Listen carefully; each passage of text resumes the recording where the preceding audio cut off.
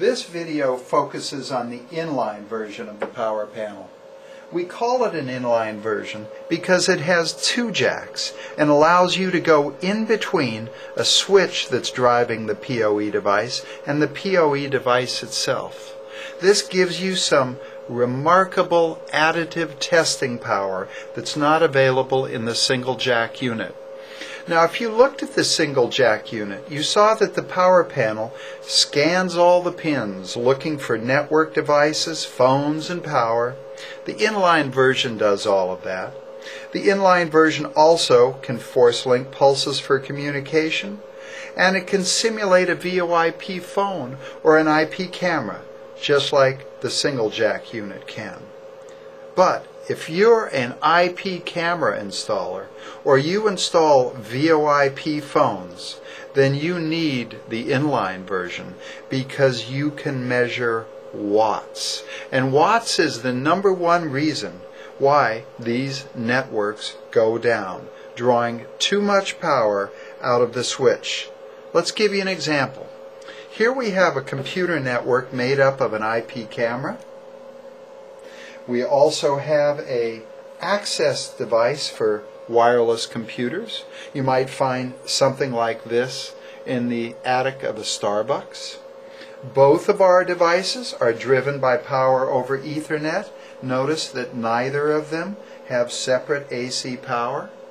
Now imagine further that I am an IP camera installer, and my job is to get this thing working in the far end of a warehouse, and I go ahead and plug in and it doesn't work.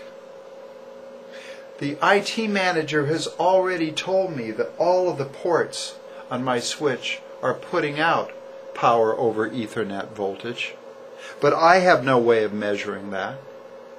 I also have no way of knowing whether I have a data path, like every computer device needs. And that's where the inline power panel comes in. I connect in between my switch and the PoE device, and immediately I see that there is a network device and there is power over Ethernet available. If I wish to learn more, I go to the correct screen. Here I'm on the network screen, and it says that it sees a device that is 100 megabit a second full duplex on 1, 2, and 3, 6. I also see the data is flowing by looking at my dancing data display. Now let's switch to the power over Ethernet screen. It says that I have PoE end span voltage, also on pairs 1, 2, 3, 6, the same pairs that the data reside on, and that I have my 47 volts of PoE drawing 4.3, 4.4 watts. Now I have all the information that I need. I know where my data pair is, I know that I have power, and I know how much power that consumes. Now let's go over to our access point. It likewise knows separate AC voltage powered by power over Ethernet. I'm looking at the PoE screen now. Similarly, it sees 46 to 47 volts on 1, 2, 3, and 6. See how much power it's drawing, 4.1 watts. Now let's go ahead and flip over to our network screen. It sees the same switch, also on 1, 2, 3, 6. If I had a network where I was injecting PoE power mid-span, let's say on a rack, then that would show up on 4, 5, 7, and 8, and mid-span power would be indicated.